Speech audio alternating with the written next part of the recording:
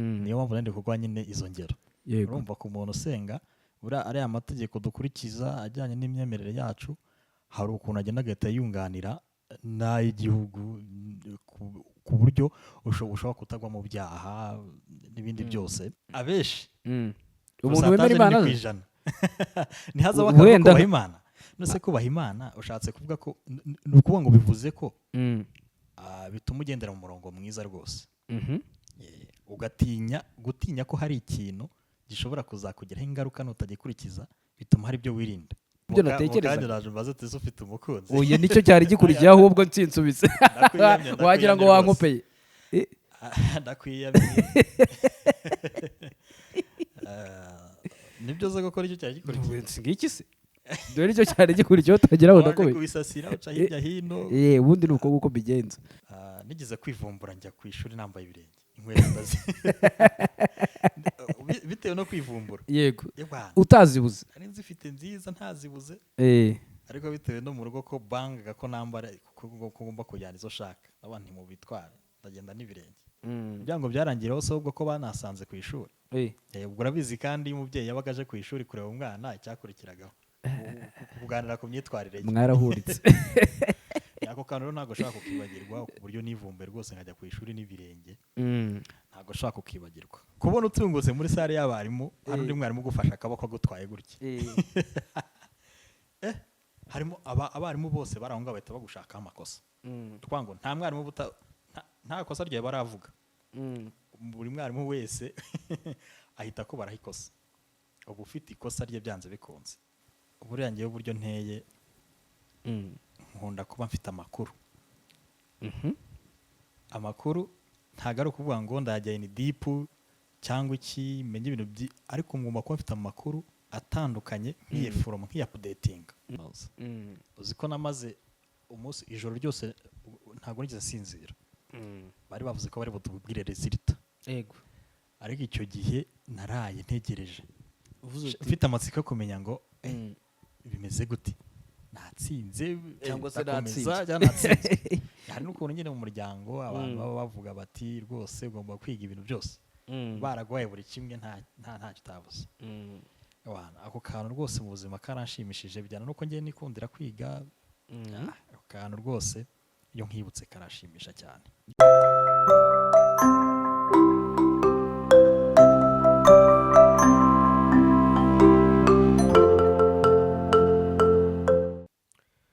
ibe byiza ndabashimiye mwese n'ubundi mukurikira ibiganiro byacu hano kuri Deep Talk ni channel yanyu n'ubundi yitwa Deep Talk aho tuzajya tugerageza kubashakira umutumirwa tukagira byinshi tuganiraho ku bigendanye n'ubuzima bwite bw'umuntu ndetse n'ubundi buzima busanzwe bw'isi tuba turimo dore ko twese turi abagenzi ndakwibutsa ko kandi hano turi kumwe na Art Frame Studio ni studio n'ubundi igufasha mu bigendanye n'ibikorwa byawe bigendanye no kukubikira muri Art Frame tubana na slogan yitwa Live for Memory. Live for Memory rero hano tuba twaguteguriye byinshi bitandukanye bigendanye no kuba twagukorera ikintu kigendanye na live streaming, tugukorera kandi bigendanye n'amafoto atandukanye, amafoto y'ubukwe, amafoto anniversaire, photo shooting ndetse n'ibindi bitandukanye. Ndi kumwe n'umutumirwa ariko nari mbanje ko banza kwamamaza uraho neza. Muraho neza. Amakuru ni meza rwose turakomeye nta kibazo. Mumeze neza. Tumeze neza. Tuguhaye ikaze kuri Deep Talk. Urakoze cyane nubwo nyine bitaba neza 100% ariko urebye mu rusange umuntu ameze neza bigereranyije. Umuntu ameze neza bigereranyije. Yego. Icyo mpita mperaho umuntu akubashije umwirondoro wawe wamubwira gute muri make uri mu ntoki umwirondoro cyangwa se ibyo bita CV mu ndimi z'amahanga ubundi ni nko kwivuga bivuge tumenye uri mu ntoki abantu babona imbere ya kamera za Deep Talk. Umuntu yivuga mu buryo butandukanye hari abavuga bigiye kure ariko uvuga uko ushaka amazina yanjye nitwa Jenad Manishimwe abandi umusore cyangwa se umujene w'imyaka 25 uri umwe mu bantu bavuga imyaka nta kibazo imyaka yanjye rwose nta kibazo bagomba kuyivuga ndi kuko no subundi kutavuga imyaka kwanga kuvuga imyaka ibyo ngibyo nge ntago mbigenderamo ndayivuga rwose imyaka urayivuga hanyuma rero nkaba naranasoje amashuri makuru mu bijyanye n'imyuga nasoje muri IPRC Kigali University Diploma cyangwa se A1 bayita A1 A1 mhm. ibijyanye na mechanical engineering Yego. mu gice cya air conditioning technology. Sinzi niba abantu bakizi ariko ni ibijyanye ubwo urabasobanurira yes, ahubwo wenda yeah. tubigeramo neza ubasobanurira ibyo ari byo kugira ngo abantu n'ubundi barusheho n'ubundi kukumenya. Hanyuma rero ubwo nasoje n'ubundi muri uno mwaka turimo 2024 kuko nibwo nagaruye nibwo gisoza nibwo gisoza urumva ko ariko ndi gushaka kujya ku isoko ry'umurimo. Yego. Ubu ni Genade rero Imana ishimwe niwe muntu wa mbere dukorana ikiganiro hano kuri Deep Talk. Ikiganiro n'ubundi nababwiye ko kizakigaruka mu bigendanye no kuganira n'umuntu mimbere deep kujyamo deep no kujyamo mimbere no kudipinga. Hanyuma mba mfite utubazo hano wenda kugira ngo tuze no kugenda tuganira neza. Yego. Muri iyi minsi urabona tuvuye mu bihe bigendanye n'amatora y'umukuru w'igihugu ndetse n'abagize inteko ishinga amategeko. Umubare munini w'abantu bagiye mu nteko ishinga amategeko n'ab'igitsina gore. Muri make ijambo gender equality uryumva ute? Nanze kuvuga balance. Yego.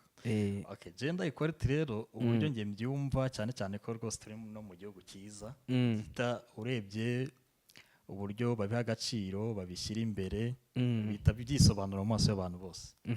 Wango gender ni uburinganire mu byaba ku muhungu cyangwa se umukobwa umugore cyangwa umugabo ariko kubera ko warukomojeho ku myanya ya politike n'inzego n'ibice byose uvuga ngo abantu baba bagomba gusaranganya bakanganya batiteye kuvuga ngo ibintu bimwe barabiharira abagabo kubera ko ari bafite intege zingana gutya. Twamaze gusobanukirwa ko byaba umugabo cyangwa se umugore bose bashoboye ku rwego rumwe.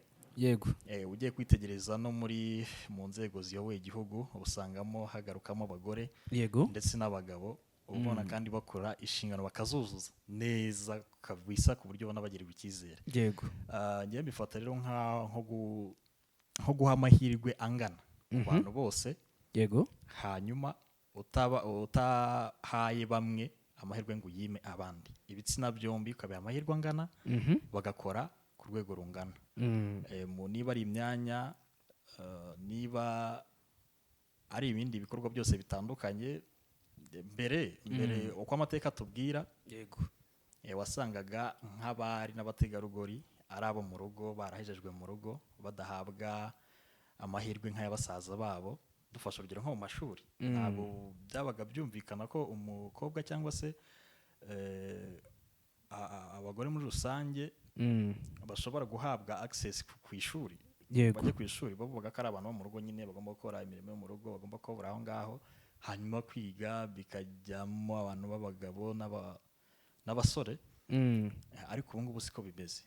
Ntabwo ariko bimeze. Abantu bose bafite amahirwe angana mu ngeri zose zishoboka z'igihugu.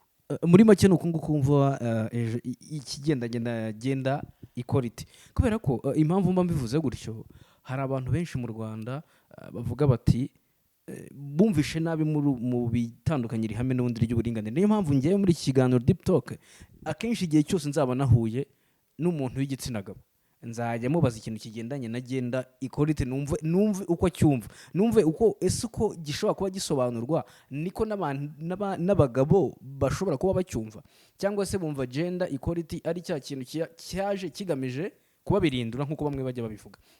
Icyo ngicyo urakoze cyane ku gisubizo cyiza umpaye ngenda nyuzwe burya wenda tutanarenga aho ngaho mu byo warukomeje wa mugani ku kijyanye n'icyo ngicyo urumva nyine igitsina gore cyamaze igihe kinini gihezwa ku bintu byinshi bitandukanye bafavoriza abagabo sibyo.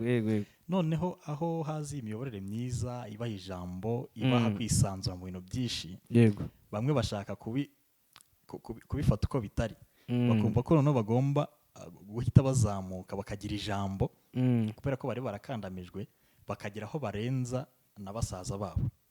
Ibyo ngibyo rero abagabo bamwe na bamwe nabo ntibabyumva neza uko biri. Ntibabyumva neza bishingira ikintu usanga kitumvikana neza kiva amakimbirane n'ibiki byose. Ukavuga uti wenda umugabo niwe bagomba kujya mu kabari. Ni nk'urugero dufate nk'urugero. Abagabo niwe bagomba kujya mu kabari. Yego. Bagataha amasaha akuze. Abagore bagomba kuba bari aho ngaho mu rugo bategura ibiki n'ibiki. Noneho haje icyo kintu abagore nabo bahita bumva ko niba ari uburinganire bagomba kujya banganya nyine nk'abagabo babo. niba ari kugenda aho ngaho hose bagomba kujyana mu kabari bagataha amasaha akuze. Ibyo ngibyo rero abagabo bihita bibagiraho ikibazo. Ugasanga noneho byacuramye, umugabo nawe usigaye wibera mu rugo, umugore noneho niwe ugenda akaza ayo masaha akuze. Yego.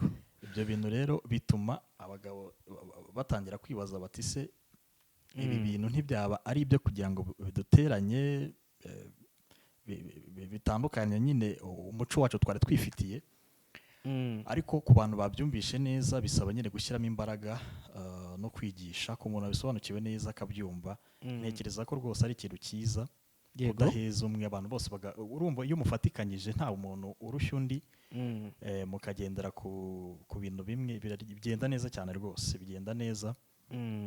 Ariko iyo hajemo uruhande rumwe rutabyumva bakabyumva uko bitari, birabangama, bishobora no gusenya rwose iterambere niba ryari ry'urugo, mu bana, mu muryango, bigasubira inyuma, byose bikagendana. N'ubundi umuryango mwiza utuma n'ubundi n'igihugu gitera imbere rwose. Ibyo ni ihame. Umuntu ashobora kwibaza akurebye, uvuze ko ufite imyaka 25 y'amavuko. Yego. Mu itegeko rishya rimaze iminsi rigibwaho impaka mu nteko ishinga amategeko, hari ibyo barimo bemeza nubwo bitarabasha kwemezwa neza ngo wenda bisohoke mu igazeti ya leta. Igazeti ya leta urayizi? Ariko igazeti ya leta ndayizi kubera ko nigize no guhura nayo cyane. Ubundi ngewe nigeze kugira ibibazo mu byangombwa, ID ziriho izina rimwe bigomba kuba biri. Yego. Bisaba guca muri ibyo byose nyine kugira ngo bihinduke. Urumva ko mbizi izina ryagomba gusohoka mu igazeti ya leta, byemera itangazo bigaragaza ko nyine ngomba guhinduka. Aho byumvikana ko igazeti ya leta ubwo wumva icyo ari cyo. Hanyuma hari itegeko bivuga ko umuntu ufite imyaka 18 hari ibintu ashobora kwemererwa birimo no gushaka, ariko ku mpamvu zikomeye. Sitati yawe bigendanye no gushaka ya gazeti? Ubundi rero ku kintu kigendanye no gushaka, njye ntagendeye ku itegeko cyangwa se iki. Urumva itegeko hari ibyo riba ryemera kubera ko rizaho kugira ngo nyine abantu bagire umurongo bagenderaho, ibintu bireke kugenda mu kavuyo no mu kajagari. Ariko nyine hakazaho n'amahitamo y'umuntu ku giti cye, uko yumva ibintu n'ubushobozi bwe n'ibiki byose. Ku kijyanye no gushaka rero, njye ku giti cyanjye, mbaje ku giti cyanjye. Ni ku giti cyawe n'ubundi sitati yawe ubundi ihagaze ite mbere wenda nuko icyo ngicyo tunakivugaho. Sitati yawe mu bigendanye no gushaka ihagaze? Sitati yanjye rwose ndi ingaragu. Uri ingaragu? Nta mugore mfite rwose, ndacyari umusore. Yego. ushaka kubiseka? Oya, ntabwo mbisetse, urizo ndabiseka. Urabona nkoze cyane ku buryo oya ntukuze, ariko wenda abantu muri comment bazabitubwira niba babibona. Ndacyari muto nyaboneka, ndacyari umujene. Abantu rwose batubwire, nabo batubwire. Ku giti cyawe se wumva umuntu yagashatse afite imyaka ingahe? Njye nta myaka. Urumva iyo umuntu yageze mu myaka 18 atangiye gukura, ariko nanone bikagendana na level cyangwa se ikigero cya maturity bukura ariho, gutekereza ibintu, uko yumva ibintu. Yego. Njyewe rero ku myaka buriya 20 funze? No, 22 ku muntu ufite ubushobozi kubera ko gushaka rega ntabwo ari ikintu, ni umushinga uba ugomba gutegura. Kubera ko ngo hari umuntu wigeze kumbwira ngo uri kunoza ngo uburyo ngo uzabaho ubundi buzima bwawe busigaye, utabaho wenyine, ngo ufite undi muntu mubana. Hari ahantu rero iyo ukoze ikosa n'ubundi uhita wicuza ubuzima bwose. Ntabwo biba biri sawa. Urumva wowe wabishyiramo ku myaka ingahe uri nko mu nteko ishinga amategeko? Ngaho mbwira.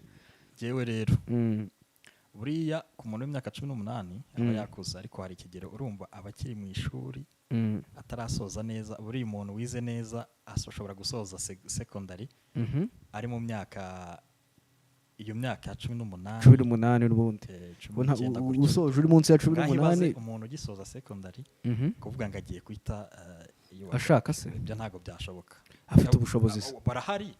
barahari babikora. Afite ubushobozi se? Nibyo mbaza nanjye. Ufite ubushobozi, abufite akavuga ati niba ari ibigendanye n'amafaranga iwacu wenda bari afite bampaye umugabane gutyo 18 ntabwo yashaka. Ariko n'ufite ubushobozi ariko urwego rw'imitekerereze butaraguka neza ngo ube wumva ko ugomba gutunga urugo. Ukavuga uti njye mfite amafaranga barashyigikira n'iki, ukagendera muri ibyo bintu ariko mu urugo kujya kubaka urugo ntabwo ari ibintu by'imikino ni iyindi intambwe uba ugiye gutera yego biba bisaba nyine n'imitekerereze yagutse ku rwego rwo hejuru ni ukuvuga ngo rero kuri iyo myaka 18 nibyo ushobora kuba ufite ubushobozi ariko utaragera kuri iyo level sibyo ku myaka 18 rero ngewe ntabwo mbyemera nibura ku myaka ariko wambajije kuba ngewe nakubajije ku gitekerezo cyawe ariko muri rusange ndi kwibanda ku ujya ntagire uwo wibandaho wibande kuri rusange igice cy'abahungu n'abakobwa we wumva nk'umuntu akwiye gushinga urugo ku myaka ingahe ya buriya guhera kuri 20 kuzamura ariko ntabwo mvuze ngo kizaho poe hakazamo ikindi kintu cyo kuvuga ngo byaterwa n'ubushobozi afite bwo kuba koko ubushobozi bwo mu mufuka yaba yiyemeje kuvuga ngo agiye gushinga uravuga ubushobozi buhe bwo mu mufuka cyangwa mu mufuka ndetse akaba anagutse mu mitekerereze yiteguye gushinga urugo aho ndumva tujanirana nuko habuzeho imyaka nk'itanu yindi kubera ko tunagarutse inyuma gatoya dufata urugero nko kuri bashiki bacu yego bashiki bacu ku myaka 18 muri kino gihe abantu ubona barya neza ibintu bimeze neza cyane ubona agaragara nk'umuntu kabisukuze sibyo yego koza ukagera kuri 20 abarimo wa mukobwa noneho uri muri ya myaka myiza nawe ubona ukavuga uti kabisa sibyo ndagira ngo mbanze nkwereka itandukaniro n'abasana n'abahungu twebwe abahungu ukuntu tubimereye yego kuvuga ngo umukobwa rero nibura hagati y'imyaka 20 na 27 aho ngaho aba ari mu gihe cyiza rwose cyo kuba yagira gute yakubaka urugo yashaka umugabo sibyo yego kubera ko urabizi ko bo hari imyaka bageraho hari ikigero bageraho bakaba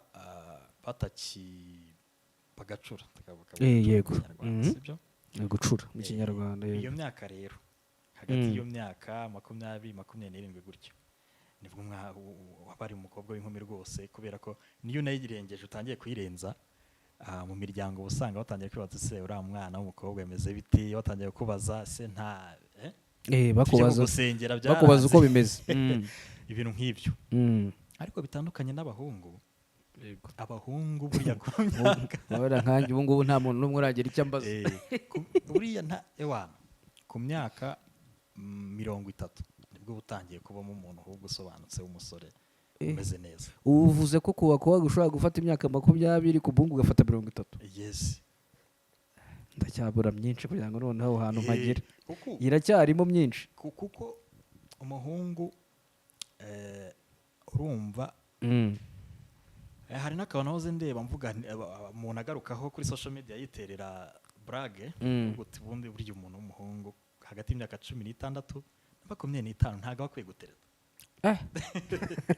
kubera iki rero muri iyo myaka ubu ukiri kwiga ufashwa n'ababyeyi usituragoringa secondary yasoje urumva hagati y'iyo myaka wagize amahirwe yo gukomeza kaminuza aho gikomeje kwiga wenda afashwa n'udufaranga dukeya twa buruse n'iki wenda niwe banifashije ukuntu yego noneho muri iyo myaka hagati ya 16 na 25 ntago aba agomba kuba ari focused kuri ayo masomo yiwe n'ibindi n'utundi tuntu duke dushobora kumubyarira inyungu tw'amafaranga duke urumva rero impamvu batemerewe kujya gutereta uzasanga harimo na case nyinshi z'abantu bagiye bakora amakosa ari abajene bagahita bajya mu nkundo gutyo bari muri iyo myaka bikarangira hatavuye muri ikintu cyiza gifatika ugasanga wenda afite umukunzi afite umusheri niko tubyite gutyo amuteye inda ariko nta n'ubushobozi bashaka kugira bwo kuba bakubaka urugo uri kumva icyo kintu yego mu gihe kuva ku myaka 25 kuzamura mu gihe wa musore abasoje amashuri none ahubwo agiye gutangira gushaka uburyo akoreramo amafaranga sibyo aho hantu batangiye kuhakorera ubwo hagatekereje nibura ariko si bose arugira amahirwe wenda ntajya no mu ishuri agatangira kubona amafaranga akiri mutoya yego bakagira ubushobozi byamworohera rwose buriya ngiye nshingira ku bushobozi cyane kuko nibyo byose uburyo bw'amafaranga ni iki nibyo bishobora gutuma nyine ubaho neza wowe ubwawe ukumva ko wihagije kuba wakwibeshaho ukeneye undi muntu waza mu buzima bwawe mukabana mukaba mwana kunguka umuryango mukagira uko muteganyiriza munawurira mufite ubushobozi naho kwiyahura ukavuga ngo ngewe mbikoze hakiri kare mbikoze hakiri kare si ubusiganwa n'iki. hanyuma muri iyi deep talk yacu n'ubundi tuba turi kugenda n'ubundi tuganira ku ngingo zitandukanye. nyuma y'uko umaze kumbwira mu by'ukuri wenda imyaka umuntu ashobora kuba yashakiraho bigendanye n'ubundi nuko wari umaze kumbwira kuri ingaragu nkavuga ntese iyi myaka yaba ari iyo ngiyo. ahandi hantu ikintu ngiye nkugejejeho kigendanye n'iyobokamana gatoya ntacyo mbwira tugende twumve. wizerera mu Mana cyangwa nawe uvuga ko Imana itabaho? ngewe nizera mu Mana cyane n'umukristo rwose gatolika. nizera ko rwose Imana ibaho kandi ishobora byose. wizera ko Imana ibaho ishobora byose? byizeramo rwose. ubwo aba bandi babihakanage ntabwo ndi mu murongo wabo. nturi mu murongo wabo.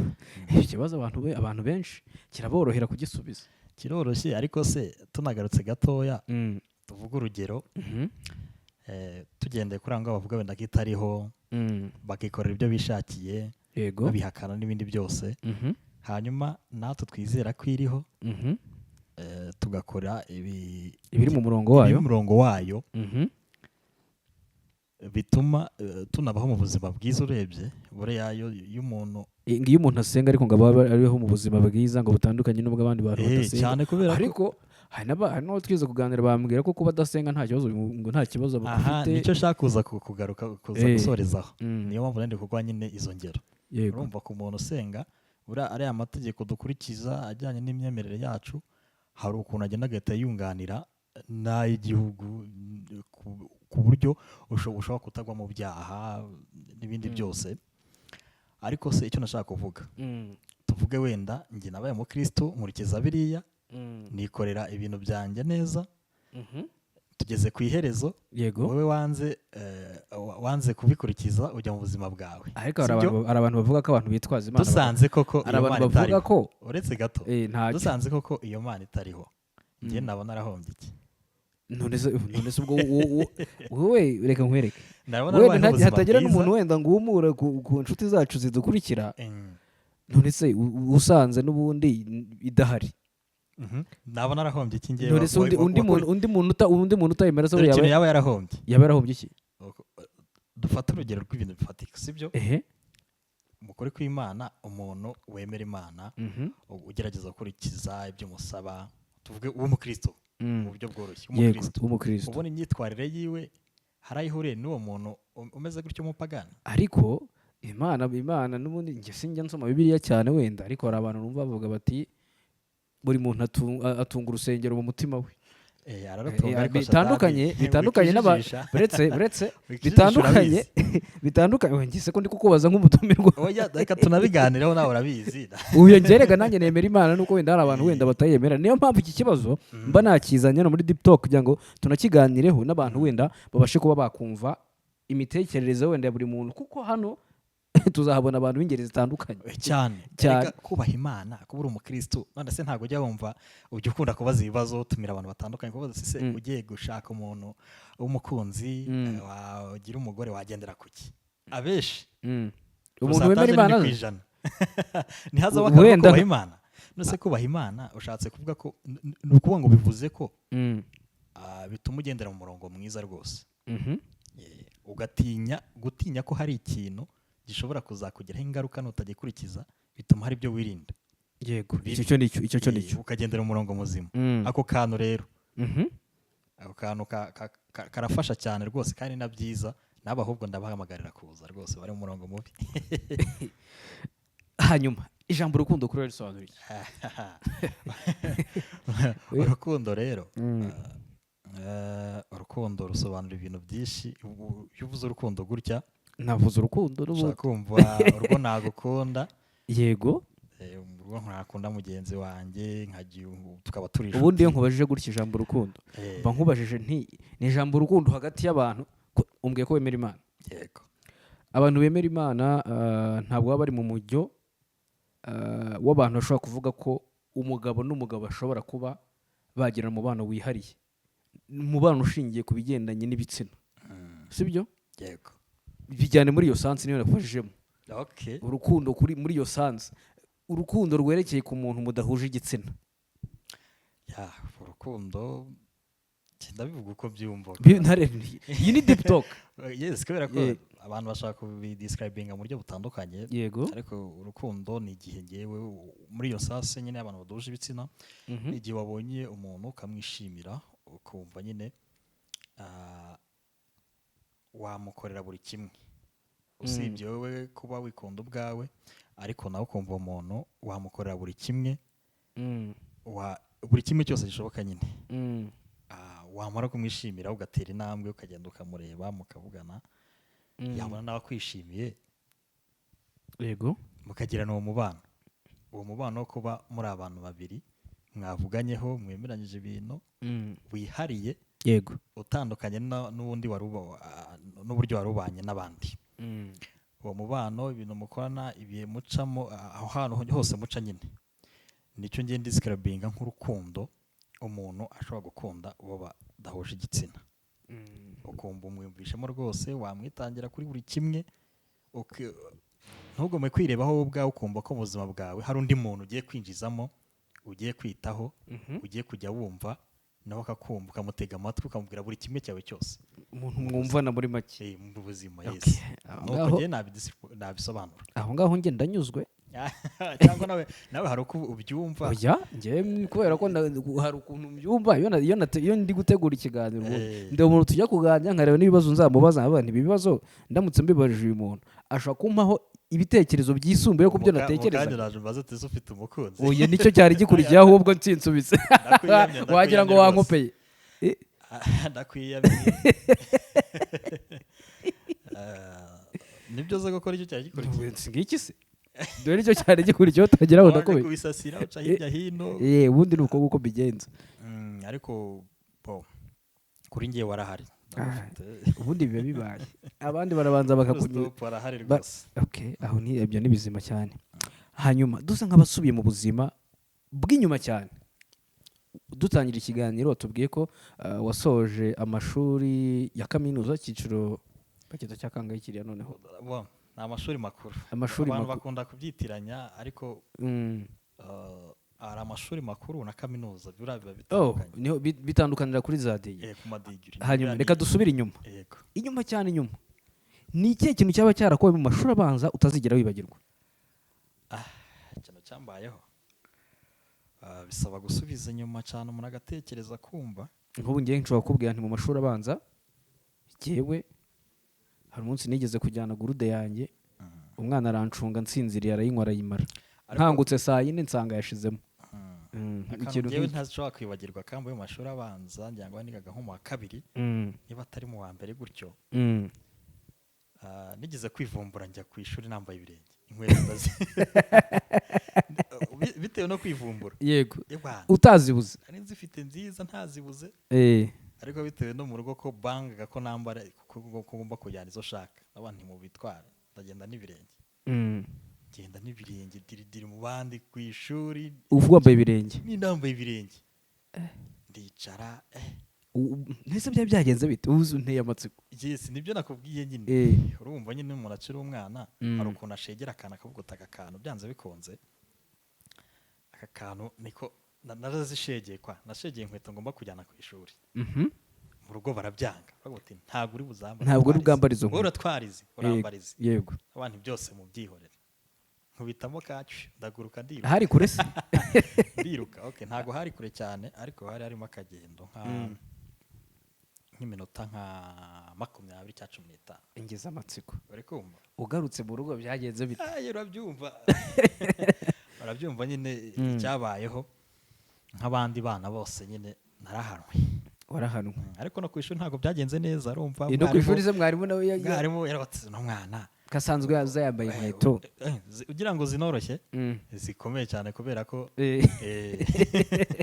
umwana byagenze gute bahita bahamagara mu rugo, ibintu bibazo cyane bikomeye kugira ngo byarangiraho se ubwo ko banasanze ku ishuri ubwo urabizi kandi iyo umubyeyi yabaga aje ku ishuri kureba umwana icyakurikiragaho kuganira ku myitwarire ye mwarahuritse ako kantu rero ntabwo ushobora kukibagirwa ku buryo nivumbe rwose nkajya ku ishuri n'ibirenge ntabwo ushobora kukibagirwa ni akantu kabayeho kadasanzwe katajya kamva mu mutwe usibye ko ako ni kamwe hari utundi se mbwira ka kabiri ako ni kamwe iyi ni deep talk ako ni kamwe muri two ariko nanone ntabwo umuntu yakwirengagiza izindi story ziba zarabayeho wakomoje ku bintu by'inkondo kera tukiri batoya izo ngizo ubundi tukiri batoya urumva nyine muri primaire umuntu aba akiri mutoya ngewe niga rero nubwo byari birimo gucika ariko hari hakiriho twa tuntu two kwandika amaretere ukandikira wenda nk'umukobwa wumva wishimiye wakunze hanyuma umukobwa yagize gutya asanga mu makayi ye harimo akaretere kawe no wayitonze mbese story uko byagenze ako ndi gushyuhaguzwa uburyo story yagenze urumva ziriya ntebe zo ku ishuri hari ukuntu mwicaraga muri nka batatu noneho twebwe uburyo twicaraga byabaga ari abahungu babiri noneho mo hagati hakajyaho umukobwa ndabyibuka ziriya ntebe nyine zigize yego hanyuma umukobwa aza gusanga akaretere urumva twari turi abana n'iki jugujugu yahise ajya ayijyana ku mwarimu umwarimu yabaga afite ishuri akurikirana titireri ariko hakabaho gushidikanya ku wakanditse ako karetere imikono yenda gusa kumbi njye mugenzi wanjye yari yambwiye ngo mwandikire hari ukuntu wabaga wandika nabi bagakwifashisha hakaba hari umuntu uzwiho kwandika agakono keza nanjye abantu bajyaga banyifashisha agakono keza uzi no gushushanya twa tuntu tw'udutima n'inuma ewana akavuga bati uno mukono ni wa kanaka adutumaho nta kindi iyo babaga bakureze byabaga ari ukubushyira hasi igiti cya danje ahubwo induru zivubitwa ubwo njye no mu nzama twaragiye hariya rwose muri sale y'abarimu bari kumva ubundi hari ukuntu wajyaga muri sale y'abarimu bagutumye ubitandukanye no kujyanwa kujyayo bagutumye no kujyanwa bagutumijeho bakujyanye cyangwa se bagutumijeho yego hari ukuntu wenda mwarimu yabaga ari kwandika ku kibaho ingwa zikaba zirashize akubuti wowe genda muri sale y'abarimu simbuka gerayo nzarira ingwa ahagana waragendaga umwarimu usanzeyo ukabwira gufata iki akayiga ugasubirayo mu mahoro bisanzwe ubwo ati kanaka mwarimu runaka wigisha wenda nko muri DZMB antumye ingwa zashize cyangwa se ingwa zibara bagahita baziguha ukisubirayo mu mahoro yego ariko mana yanjye kubona utungutse muri sale y'abarimu hari undi mwarimu ugufasha akaboko agutwaye gutya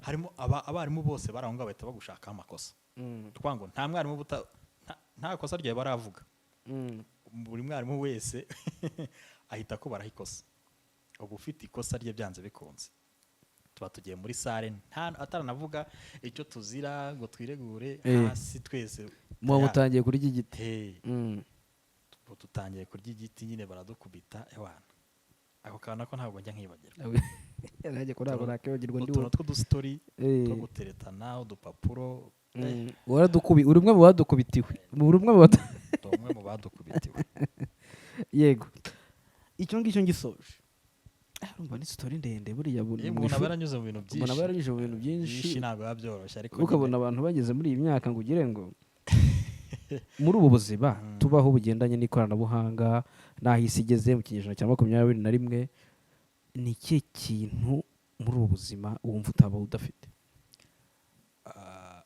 buriya ngewe uburyo nteye nkunda kuba mfite amakuru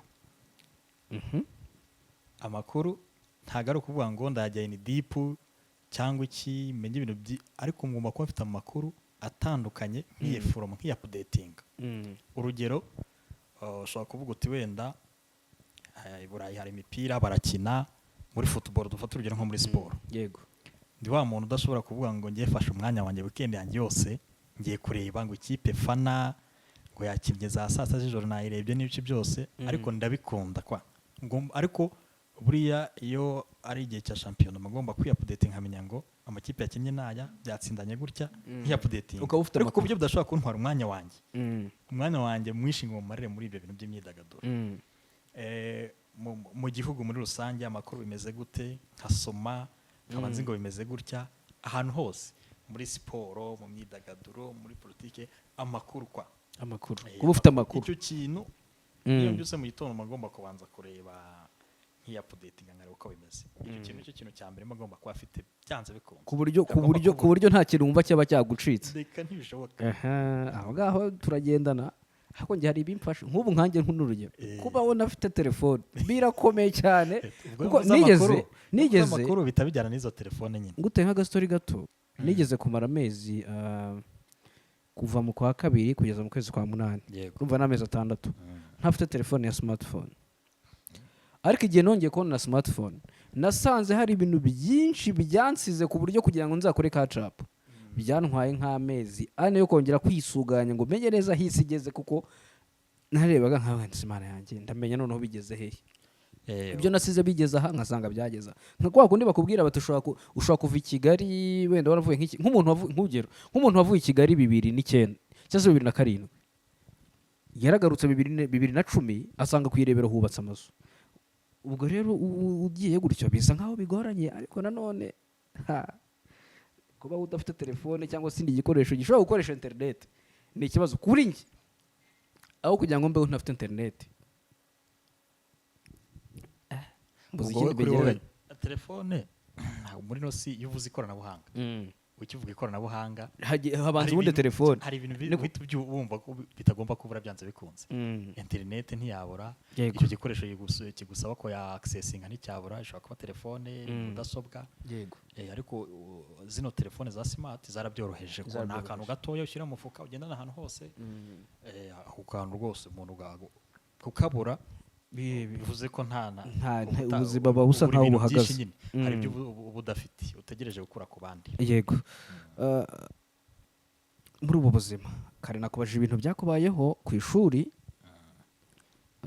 umbwira utazibarirwa mu mashuri abanza mu myaka 20 muri yubiri ufite muri make ni ikihe kintu cyakubayeho kuva wavuka ukumva uri proud yacu avuga ati iki kinteye ishema kuba kuba ari njye cyabayeho cyangwa se kuba ari njye wagikoze kubera ko rero ngiye nakuze buriya mu myaka mito nyitangira kwiga primaire nakundaga kwiga ariko bigezemo hagati ngiye kwiga secondary ngenda mbihagarara kwa gakeya kuko urumva nageze mu wa mbere secondary njya muri eterina inzara itangira kujya nkubita kugendera ku by'ukurucuku bya bintu byinshi nawe urabizi yego byo muri eterina bitangira kumucanga numva nangiye kugenda mbyanga bigira naho rwose binanira kuba muri eterina njya kwiga naha mu rugo ishuri ntangira kugenda ndyanga pe ariko ngeze muri tronco mu wa 3 tongera ndabikunda bitewe n'umwarimu wanyigishaga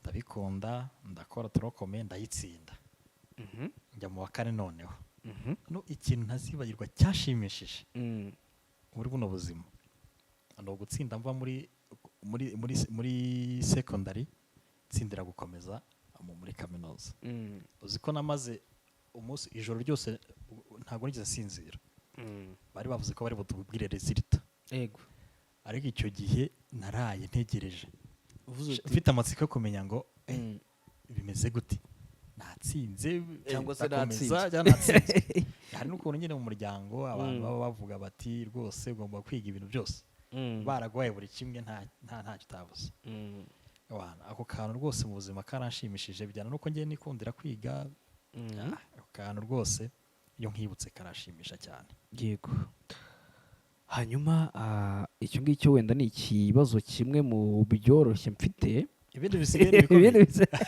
bisigaye bisa nkaho bikomeye kuko muri segment zanjye hano muri deep talk hari agasegment nateguriye buri mutumirwa wenda n'umuntu nzatumira najya ahora yakiteguye kuko hari agasegment mba mfite hanyuma iki ni ikibazo utekereza iki ku ijambo ryitwa patriotism patriotism. iyo ni A. Ah. Ikagira B. Wambwiye ko ufite imyaka 25 ariko wize mu ishuri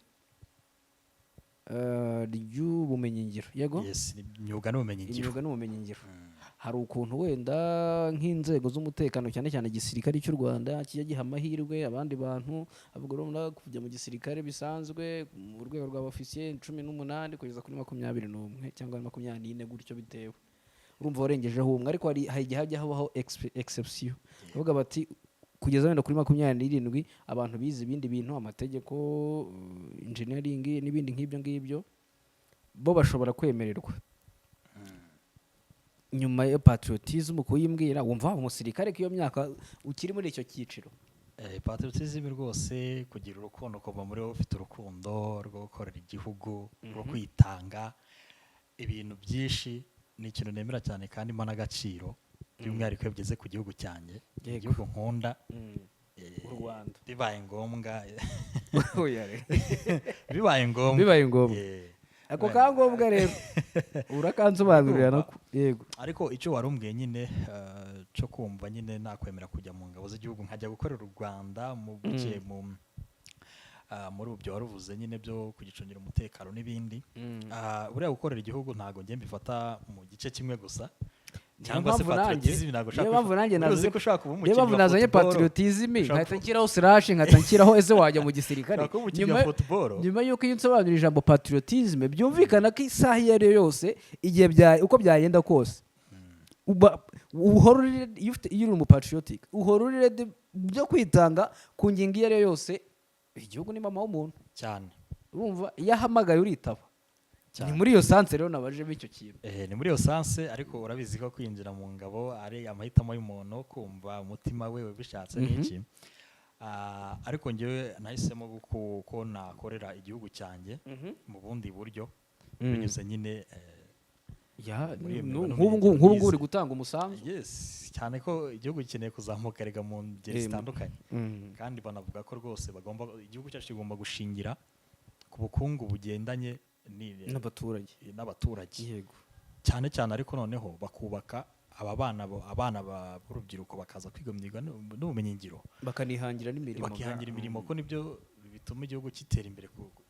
Ibihugu byose byagiye bica mu nzira y'amajyambere nka gutya byagiye bizamurwa n'imyuga kuba abajene benshi babaga bazi imyuga. Yego, inganda ziciriritse Ubushinwa, za Singapore, za Korea y'Epfo.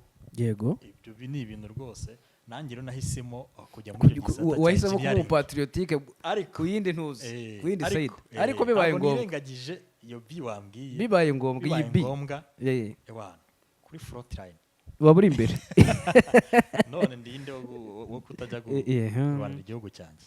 Okay, urakoze cyane kuri ako ngako ndumva ari kazima kandi nayo ndagashyigikiye.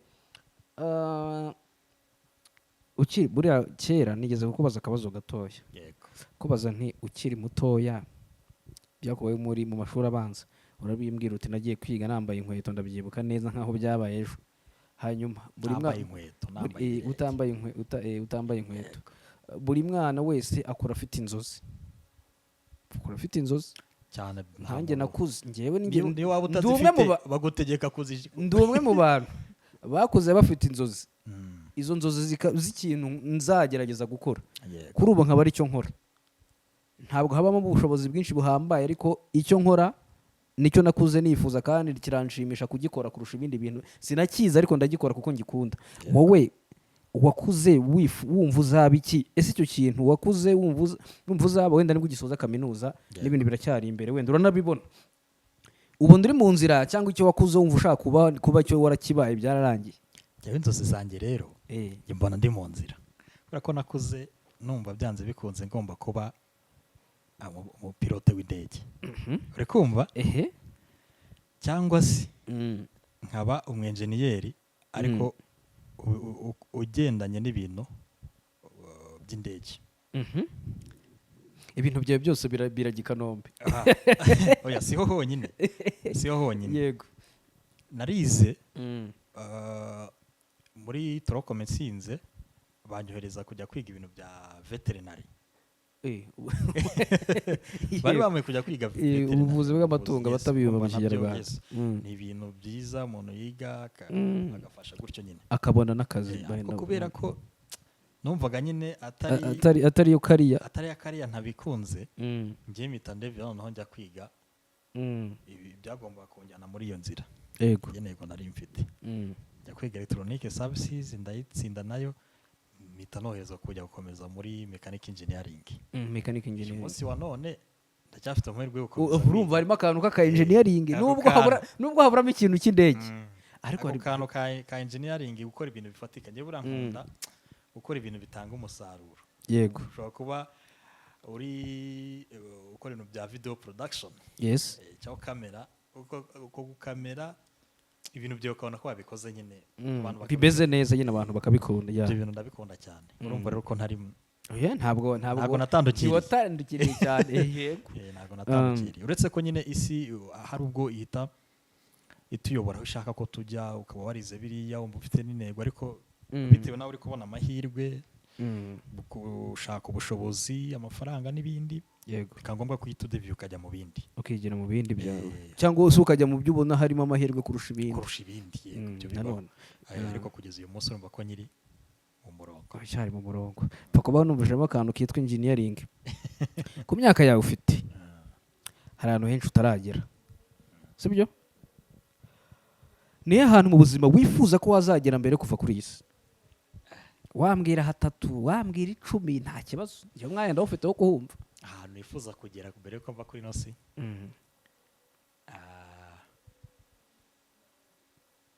igihugu cyacu ni gitoya. We mbwira aho ushaka ntacyo nta kibazo. Igihugu cyacu ni gitoya kuko ubu ngiye ku myaka yanjye ntakare ntarazenguruka ntarageraho mu Rwanda. Twose 30 twose naratuzengurutse. ndabura tugahera. Hari ahantu hari imyanya utageramo utemerewe kugeramo bitewe n'iki. Yapfa ku turere twose 30 waratugezemo. Yego ko mu rwego rwo kumenya igihugu igihugu cyacu ntabwo ari kinini cyane niba naragerageje. Rero ahasigaye nahita nkubwira ni hanze kujya kureba hanze. Iyi nibyo mvuga nanjye rega nakumeje ahantu hose ku isi yose ntabwo nigeze nshyiramo limit. Yego ahantu hambere ngira amatsiko rero ni mu gihugu cya Israel. Wumva bijyanye n'iki rero bigendanye n'imyemerere wambwiye kare. Kubera amateka nyine twakoze twigishwa utabumva ko ari ku butaka butagatifu ahantu ibintu byinshi nyine urabizi nawe wambwiye ko uri mu murongo w'abemera ko nemera Imana kandi umwabrahamite rega nemera Imana imwe kandi Imana nemera niyo bantu twese twemera abemera muri iyi minsi twese twemera Imana twigishijwe na Aburahamu. Ubwo rero nta hambere banomba rwose ngomba kugira byanze bikunze kimwe buriya nk'abayisilamu zacu abayisilamu nabo baba bavuga bati rwose wenda bufite ubushobozi n'itegeko si icyifuzo n'itegeko ifite ubushobozi. aho hantu rero wahumvishe. Yego aho ni ahambere.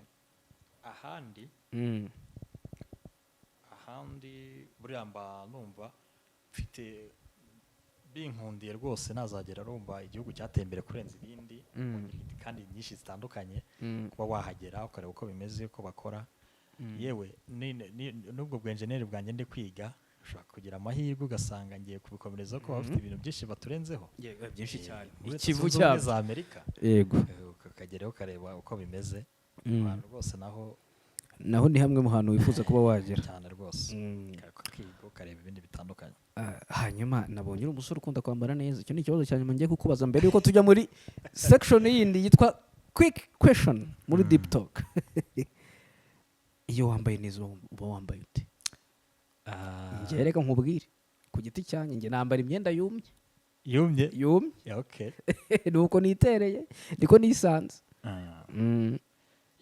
wenda umuntu yambara ku bintu by'imyambarire iyo tubigezeho rero hari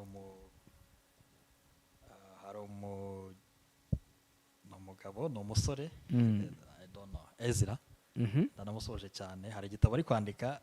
Ezra ndamuzi uramuzi ukina filime tugeze no afite guhurira ahantu n'amabusiness atandukanye. ndamuzi zira ndamuzi hari igitabo ari kwandika byamaze ibyacyandika nategereje ko gisohoka ko ngende mu bantu bazahita bagisoma mu ba mbere ufite ntabwo uzamuzampeho kopi kubera ko ngo kizaba kigaragaza amwe mu mayeri yo kuba muri Kigali utayivukamo uri kumva ndetse niba ushaka kuranga umuntu w'umusirimu umuntu w'umusirimu ushaka kumuranga yego uri kumva ubwo rero ku kijyanye n'imyambarire umuntu wese umuragira bimubera ntabwo ibyo wambaye byose cyane njyewe rero niyambariye agapantaro kanjye agashati kanjye yego agakweto k'agaklasike bitari binini ese mbyereka abantu ra niyo ushaka kubereka nta kibazo rwose kagerageze ndebe ko biri bumanuke bikahagera cyangwa se ko nze nkwereke ubundi hari umuntu ushobora kumva ko yakwambara bijyanye n'aho akora umva ko akambara ikoti agashyira karuvati akanatebeza abantu nibareba imyenda bareba udukweto ukunda kwiyambarira utu ni udukarasike yahashaka kuba aka ni agatariyani agatariyani gakorerwa mu butariyani rwose kameze neza njye utu dukweto duce bugufi nitwo nkunda kwiyambarira ariko biterwa n'ahantu nagiye urumva ndi umwenjeniyeri utazambona nambaye wambaye bote iyo ndagiye mu kazi ugomba nambaye nyine by'akazi kandi nanone iyo umuntu agomba kujya ahantu nk'aha ngaha babanumiye hari umuntu ugomba kugenda wambaye urumva ngiye nkunda ishati hari ushobora kukubwira ko akunda t-shirt cyangwa ishati agapantaro n'agakweto gaciye bugufi yes segment yacu y'ibibazo na deep talk igeze ku musozo ubu twinjiye mu yindi yitwa quick questions quick question ubwo bisaba gutekereza cyane nta gutegereza kwinshi kuko nukunsubiza urumva yego cyangwa hoya hari uburyo twigaga muri system ya CBT ikibazo cyanjye kimwe kugisubiza ari amasegonda 30 yonyine reka amasegonda 30 ikibazo cya mbere u Rwanda rufite uturere tungahe 32 ubwo uzabibona mu kiganiro niba wabikoze cyangwa wabyishe